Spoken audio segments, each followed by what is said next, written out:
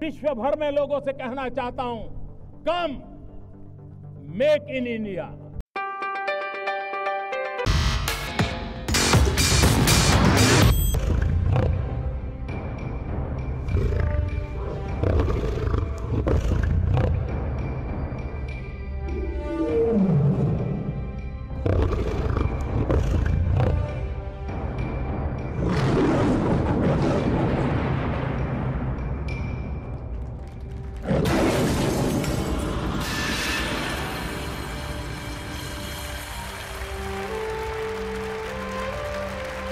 तो अक्षत भी देते हैं। तो वो सारी परंपराएं जो भारतीय परंपराएं हैं, दूर सुदूर जोहानिसबर्ग में, साउथ अफ्रीका में आज भी जीवंत तरीके से नजर आ रही हैं और बेहतरी से लहराता तिरंगा हम सब भारतीयों को मान सम्मान को बढ़ाता नजर आ रहा है। और देखिए, मेरी कोशिश ये रहती है, हमारी कोशिश ये रहती है, डीडी न्यूज़ की कोशिश ये रहती है कि इन तमाम कार्यक्रमों के जरिए हम कुछ फैक्ट्स लगातार आपको जानकारी, आपकी ज्ञान वृद्धि के लिए देते रहें।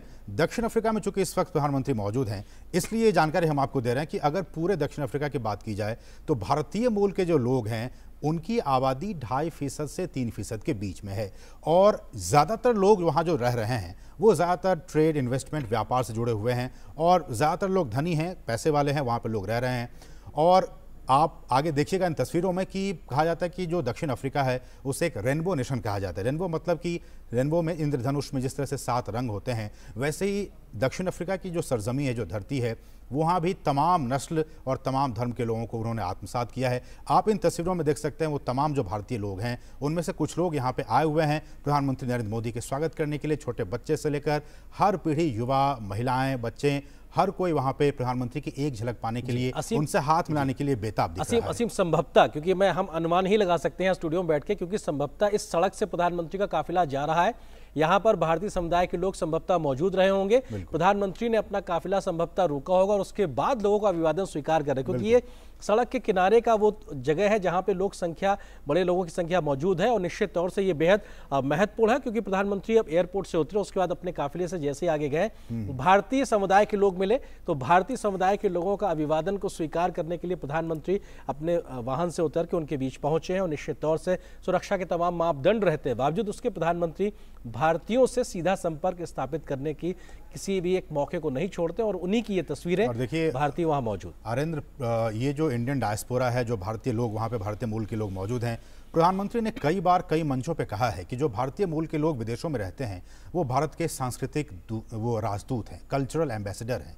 तो आप समझ सकते हैं कि जब इस तरह की बातें प्रधानमंत्री की तरफ से की जाती हैं तो भारत से बाहर जितने भी भारतीय वंशीय, भारत मूल के लोग रहते हैं, वो अपने आप को कितना गौरवान्वित महसूस करते होंगे कि एक इतने बड़े देश के प्रधानमंत्री की तरफ से अगर इस तरह की बातें कही जाती हैं कि हम जो लोग विदेशों में रहते हैं, जिनका कि अपनापन, एक संबंध भारत से है, वो एक सांस्कृतिक राजदूत हैं, कल्चरल एम्बेसडर हैं, तो ये कहीं ना कहीं उनके साथ और भारत के साथ एक अपनापन को, एक लगाव को दर्शाने का काम करता है। बिल्कुल। और प्रोफेसर रुचिरा वेरी जी और सज्जनहार जी हमारे साथ लगातार बने हुए। रुचिरा वेरी जी, हम संभवतः आपसे सवाल ले रहे हैं तो उस बीच में ये तस्वीरें हमारे बीच में आई, लेकिन इन तस्वीरों से ही जुड़ा हुआ सवाल कि भारतीयों की मौजूदगी साउथ अफ्रीका में या किसी भी विदेशी सरजमी में, ऐसे में दो देशों के बीच में घनिष्ठता को बढ़ाने में कितना मददगार साबित होती है, और भारतीयों का रोल उस देश में, साउथ अफ्रीका के लिहाज से अगर बात की जाए तो क्योंकि उनका जो रोल है वो बेहद महत्वपूर्ण है, ये भी एक बड़ा रोल अदा करता है, एक ब्रिज का काम करता है दोनों देशों के संबंधों को आगे बढ़ाने को लेकर, बल्कि कैसे बेहतरी से आगे बढ़ सकते हैं आपस के रिश्तों को लेकर, वैश्विक भलाई को लेकर। रुचिरा जी, मैं आरेंद्र के सवाल में एक और लाइन ऐड कर दूं कि जिस तरह से गुजरात से हमारे प्रधानमंत्री बिलोंग करते हैं, महात्मा गांधी की कर्मभूमि दक्षिण अफ्रीका रही है और उसी कर्मभूमि पर प्रधानमंत्री एक गुजरात का बेटा वहाँ पे इस वक्त मौजूद है, और नेल्सन मंडेला वहाँ के the father of the nation, उनकी सरजमी, उनका फादर ऑफ द नेशन दक्षिण अफ्रीका का वहाँ पे, तो इस तरह से एक कनेक्शन भी स्थापित हो रहा है। देखिए, बिल्कुल सही बात आपने बताई है हमें कि जो भारतीय मूल के लोग हैं वो भारत के एम्बेसडर की तरह से देखे जाते हैं, कल्चरल एम्बेसडर की तरह से देखे जाते हैं।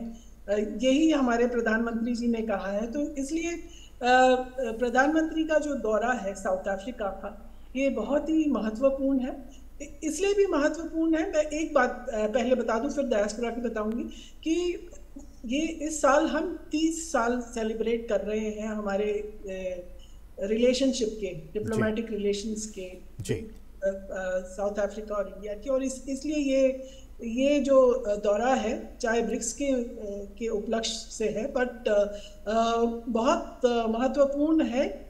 हमारा ये दर्शाता है कि हमारे रिलेशंस जो है साउथ अफ्रीका के साथ कितने गहरे हैं। रिलेशन तो बहुत पुराने हैं, 150 साल पुराने हैं, जबकि पहले भारतीय मूल के लोग 150 साल से ऊपर पहले जो थे हमारे भारतीय मूल के लोग साउथ अफ्रीका पहुंचे थे, गिरमिटिया मजदूर के तौर पर भी गए थे। हाँ, गिरमिटिया मजदूर बनकर।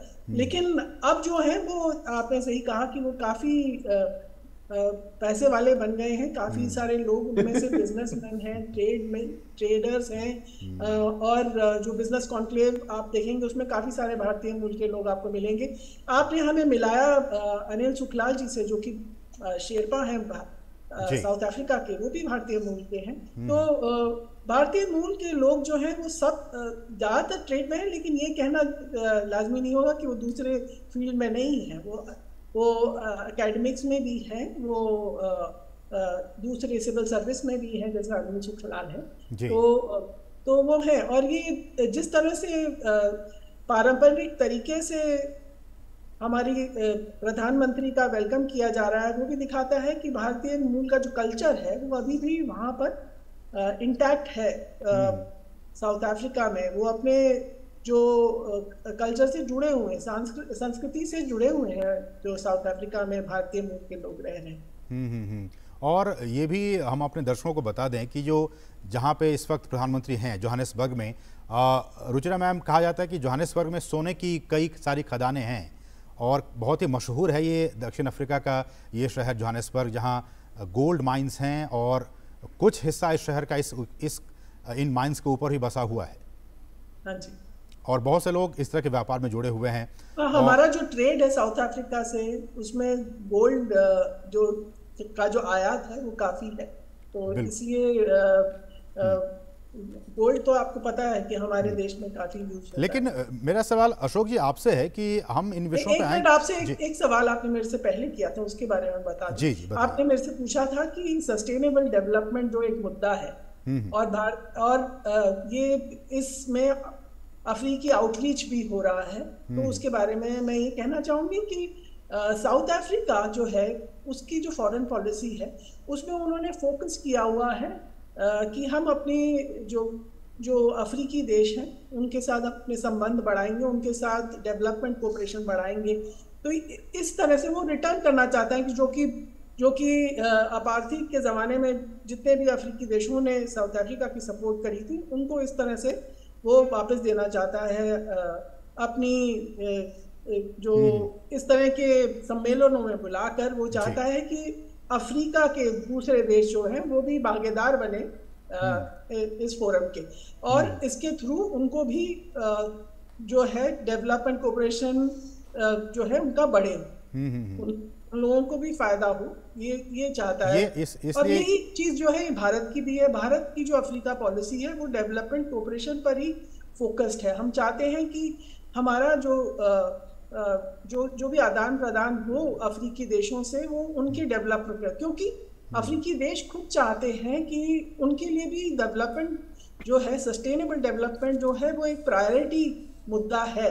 तो इसलिए ये जो सम्मेलन है, ब्रिक्स सम्मेलन, इसमें अफ्रीकी देशों का जुड़ना जो वो भी एक इम्पोर्टेंट मुद्दा है हमारी फॉरेन पॉलिसी के पॉइंट ऑफ व्यू से, कि हम जो है वहाँ पे जा रहे हैं। साउथ अफ्रीका में प्रधानमंत्री हैं और साउथ अफ्रीका जो है is representing the African countries, but इसके साथ साथ प्रधानमंत्री की मुलाकात जो है और भी अफ्रीकी देशों के जो लीडर्स हैं उनसे भी होगी। और